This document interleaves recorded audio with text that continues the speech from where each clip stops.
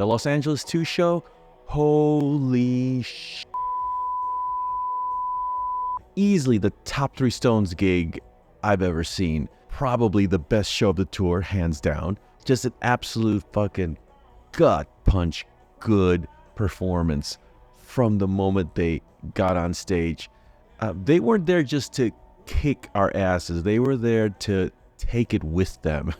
They were just not going to leave anything behind. It was a sight to see. I was there and absolutely blessed and thankful to have been there because it was royally magnificent in every way.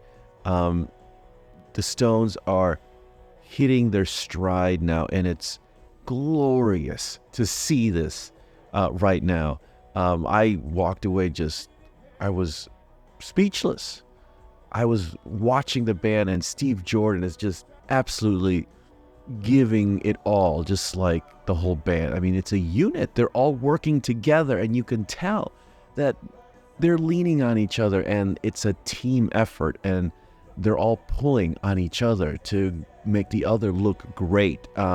It was a masterclass in what a band is supposed to do. I've heard Ronnie talk about that if you really want to see the band cook, try to see them at the end of the tour when they're really firing on all cylinders. And this was an example of that last night in Los Angeles because it was an impeccable performance.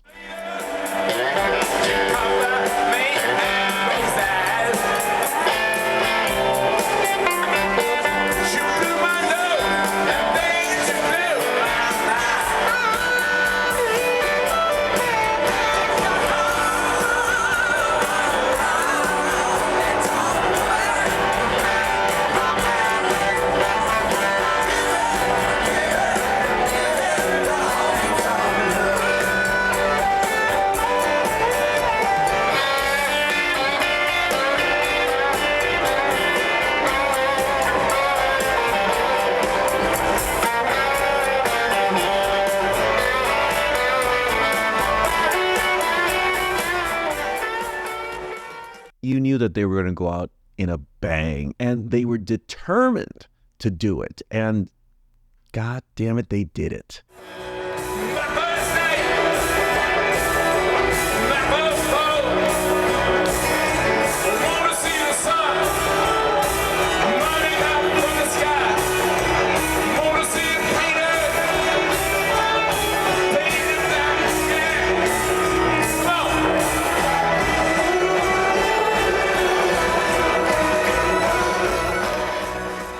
I mean, take a look at the set list, and they have been doing an incredible job to keep every show unique and every show special for not only the fans, but for themselves. And all that really adds up because last night they brought up Tumbling Dice from, it usually comes almost at that middle half point of the show, and they brought it up to about the third song of the night. And little changes like that, it really keeps them on their toes and keeps them, at the edge of their seat. I even caught Mick look at Keith when Keith started Tumbling Dice, and Mick was like, "Oh, are we so early? Are we doing this now?" Almost as if he was surprised by it. And I like that they're doing that. And the set list had some amazing nuggets in there that you would never have dreamed would be coupled together. I mean, to get Monkey Man and Heartbreaker and Fool to Cry in one show. I mean, that's pretty damn special. And Fool to Cry was on point. Mick nailing that falsetto, and it was incredibly special to watch. We were all just spellbound. And you're watching a guy on a tightrope when he does that, because Mick is completely on his own on that song in a way. He's really carrying that song. And it's a damn great vocal, a great performance, a great character. He's kind of playing this character in Fool to Cry is just one of those ones where you're just like, that guy, you feel for that guy and you're singing along with him. And it's always very special to get him to sing that song. Tell me all your trouble. You know what she said? She said, Daddy, you're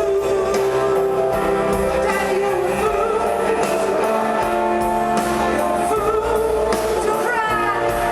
And it makes me wonder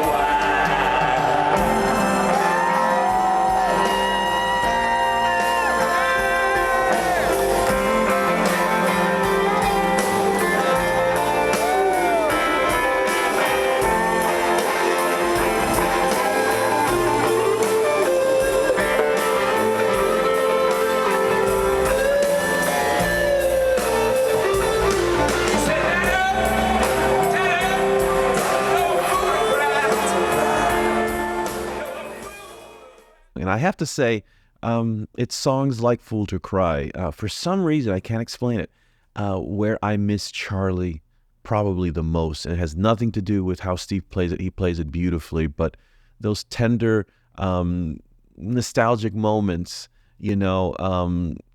I can hear Charlie play that song and that touch he has. It was so great to see Mick nail that song. And I love that they brought Monkey Man again. This is like the fourth time or so that they've brought the song out, maybe 3 or 4. And I'm loving this breakdown they do at the end, which I've already talked up on another episode of the recaps, where at the end of the guitar break with Ronnie doing that slide solo, they really do this breakdown of just the rhythm section, and then the guitars come back. And you can just see, please go watch Shanana's full video of this performance, because you can see Ronnie just completely egging Keith on when Keith comes back with that riff, and it's just this explosion, and the whole band is just thrusting, and I remember being in that crowd and just swaying, and just this fantastic pull and push going on, and Steve Jordan just playing his ass off, Ronnie attacking with that slide, and Keith giving it all with that funky ass rhythm part that is so unique. And it's become one of the highlights of the tour, really, for me, that song. Very, very special.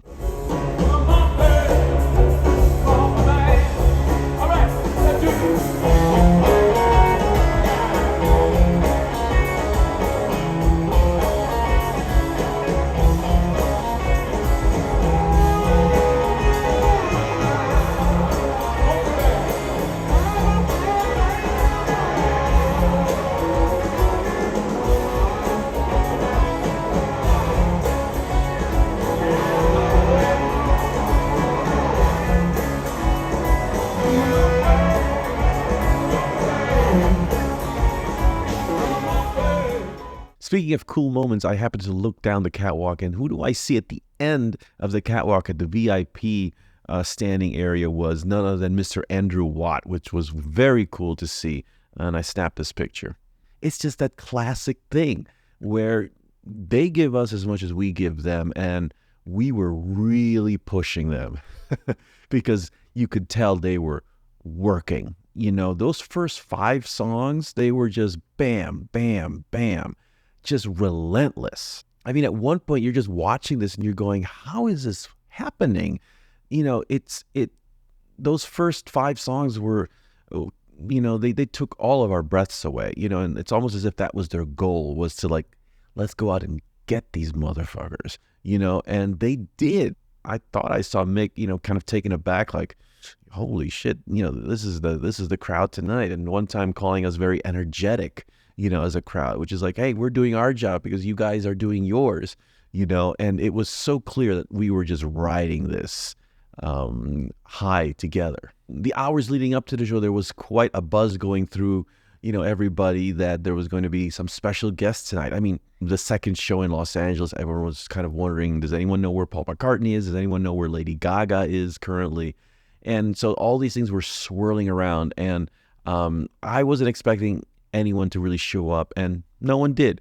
You could see all the phones go up during Sweet Sounds of Heaven, because people were thinking, okay, well, there were no guests up to this point. This is the moment where we're going to get Lady Gaga. And that didn't happen. And I was perfectly fine with it, because the night was pretty damn perfect already. I didn't need any cherries on top like that, to be honest. So was the second show in Los Angeles the best of the tour? Damn right it was. An absolutely flawless performance. They were on a mission that night, and mission accomplished. The Stones ticket gods were smiling down at me for making this show possible, and I'll be forever grateful to the one person who, who you are, for making this happen. So I thank you so very much. I decided to bring my camera to the show last night, and I was able to snap some pictures, which I'm going to be putting a bunch of them up on our Instagram page. So make sure you head on over there to check them out. Well, like I said, just 2 more shows, and that's a wrap for this year's tour. For those who are going to those shows, you are very, very lucky. Enjoy every second. Thanks for watching. We'll see you next time on Hangfire.